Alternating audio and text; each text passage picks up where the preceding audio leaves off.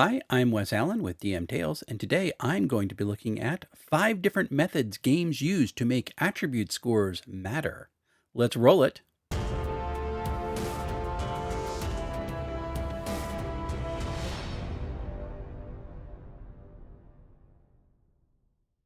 So I grew up with 3D6, those 3 through 18 scores in Moldvay Basic. That's where I cut my teeth back in the 1981 Magenta box set, and I'm used to it. Roll 3D6, go straight down the line, and you pick your character based on those stats that you roll.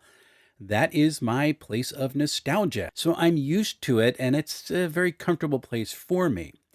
But even back then, I did used to struggle with the idea that the scores themselves didn't matter all that much.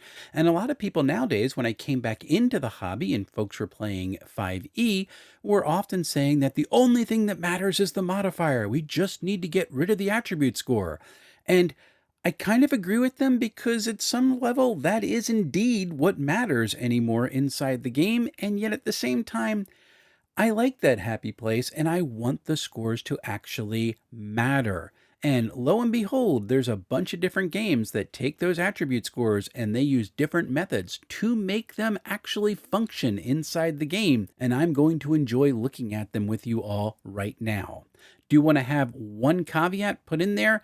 I have a number of games in this review that I did get review copies for. I am going to list them all in the description below, but everything here is my free and fair thoughts as always. This is also not a comprehensive list of all these different concepts. You probably have games that use similar ideas that I either have not reviewed or read or played. And if you have something that matches one of these ideas or a totally different way to make attribute scores matter that I don't cover in this video, please share those in the comments below. I love learning about new games. I love new concepts and all the cool stuff that the TTRPG hobby space has to offer. So if you've got a game for me to check out that makes attribute scores matter in a way that I don't cover, share it with me so that I can learn about it. That would be awesome. Let's get to the list. So there are games that are currently being played that use a roll under mechanic to make the attribute scores matter. Those are games like Old School Essentials and Low Fantasy Gaming and Symbaroum, and then Dragonbane as well.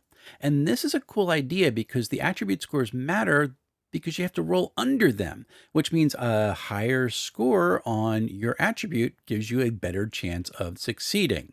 For example, if you're rolling a d20, every number on that die is equivalent to 5%. So even though in, say, Moldvay Basic, you have the same attribute bonus for 13, 14, and 15, that is +1, if you are suddenly going to a roll under mechanic, your 15 score now has a 10% better chance of succeeding than a 13 score. And I find that very cool. It's not a huge difference, but it's enough that it makes those attribute scores interesting. This is something that I find so interesting that I've actually hacked it into my basic fantasy RPG game because again, I want those scores to matter, and this is an easy way to do it. For me, it really works, and it makes those scores matter, which again, that's what I like. If you are someone who paid attention to the fine details back in the day, you also realize that this roll under mechanic for attribute scores also was part of Moldvay Basic, which is where I did cut my teeth. But I think I missed it as a kid because it wasn't something that I was familiar with. And indeed, it's buried way back in the back of the book in the DM section in the "That's not in the rules" section, giving you different options to deal with things that literally are not spelled out in the rules. And here's one suggestion to use: roll under your attribute score.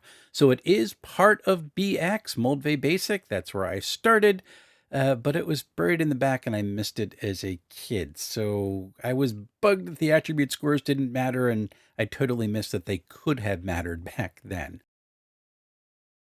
As the mantra has gone for a lot of people who play 5e, only the modifier matters, and there are games that indeed take that option up and say, yep, we're going to go with that.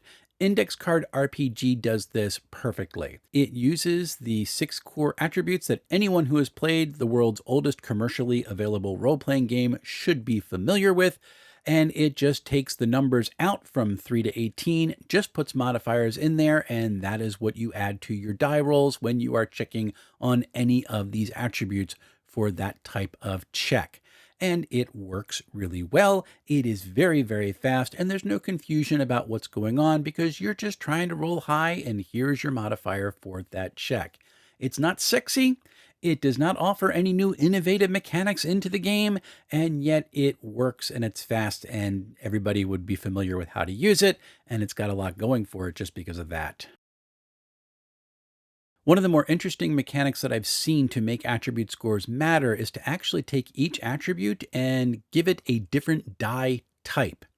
You can have games like Kids on Bikes or Savage Worlds do both of this in slightly different ways. In Kids on Bikes, you actually have to use the full set of dice, and you just assign a different die type to each one of the attributes. You pick where your character is strong or weak. In Savage Worlds, there's a point buy system that raises you up from the base of D4, and then you can get all the way up to, I think, a D12 if you are particularly skilled in a situation or if you have an exceptional ability that you can leverage. It's a really cool concept because the higher your die type is, the better chance you have of meeting your target number.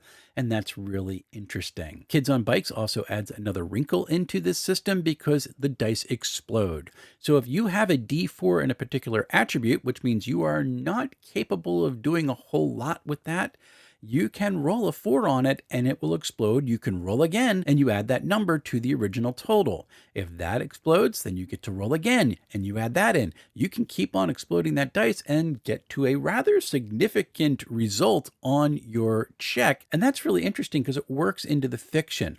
This character is not necessarily good at this task, but because of a surge of adrenaline or a desperate need, they were able to rise to the challenge and accomplish something they would not be able to do in a normal circumstance. So I do like changing those die types for your different attribute scores to give a little bit more flex and some color into your characters in the way they go about using their abilities or their attributes in game. It's a really cool idea, and I'm glad that Savage Worlds and Kids on Bikes is using it. So the key idea behind Free League's Year Zero engine is that your attribute scores are the number of dice that you roll. You typically have a number between 2 and 4, although if you have certain features inside your character, it can get up to as high as a 6, and these are the dice that you roll for any sort of check. Then if you are skilled in a particular area that applies to that check, you can add your skill dice to it as well. They are different color. And if you have gear that would go into that check, you can use that as well. So a lockpick set or a particular weapon for an attack, that type of thing. And you're not adding up all these dice that you roll. You're just checking to see how many 6s you hit, because that's going to determine whether or not you succeed. 1s, on the other hand, can be bad, and so you'll want to roll as few of those as you can. If you push a roll, that is to re-roll anything that's not a 6 or a 1, those 1s are going to come into play and they are going to have an impact on your character to your detriment. This is a neat idea. I have never played a Free League Year Zero system, but I am looking forward to doing it at some time in the future because I want to see how fast this actually works. And I like that, yeah, you want to have a high attribute because the higher the attribute, the more dice you get to roll, and that's really fun. Finally, you have Cipher System's go-to, which is to change your attribute scores into resources that you have to use. Cipher System has 3 attribute scores. They are might, speed, and intellect, and you have to utilize these points in order to do things like activate special abilities or apply effort to a roll so that you can be more certain that you are going to succeed by lowering the difficulty. This is really cool because it adds in some resource management into the game. You have to decide, do I want to use these points here in order to get over this check, or am I going to hold them in reserve, take whatever hit is coming to me or a potential failure on my roll of my dice, because I am concerned that there is a more important obstacle around the corner or a greater danger that is coming down the pike that I'm probably going to need these for. So it adds a little bit of tension into, do I spend my points here? You add to this the idea that the total sum of your attribute scores is essentially your health. Anytime one of those pools reaches zero, you go down the damage track, and that has significant impact on your character, including eventual death. So it's really neat because as you're spending these points in order to do or achieve tasks, you are literally spending your strength that you're going to need to be staying upright.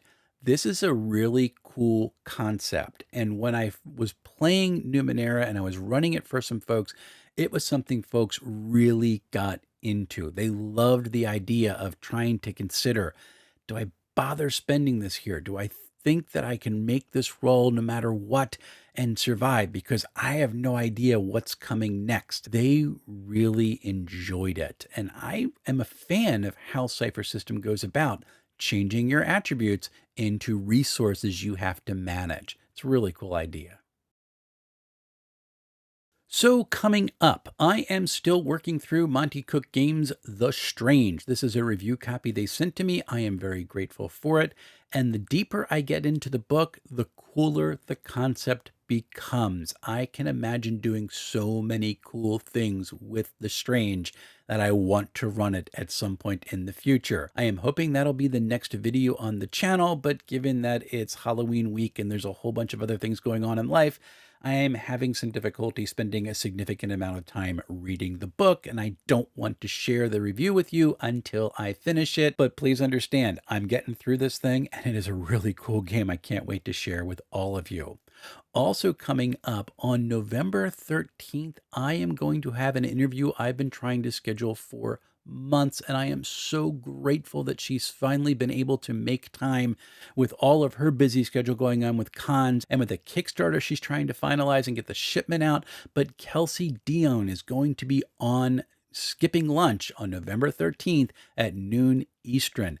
She is a fantastic speaker, a great teacher, a really good role-playing game designer, and I have wanted to just talk with her about her journey going through this incredible explosion of the popularity of Shadow Dark, and I'm really grateful that she's been able to make some time to come on and just talk with me about this great journey that she's been on. So if you're free on that day, please stop by. I'm sure she would appreciate all the questions coming from folks.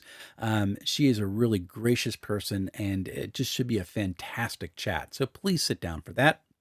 Then later on in the month, I'm going to be talking with someone over in Europe that I'll reveal to you a little later on, but I am really excited for all of that.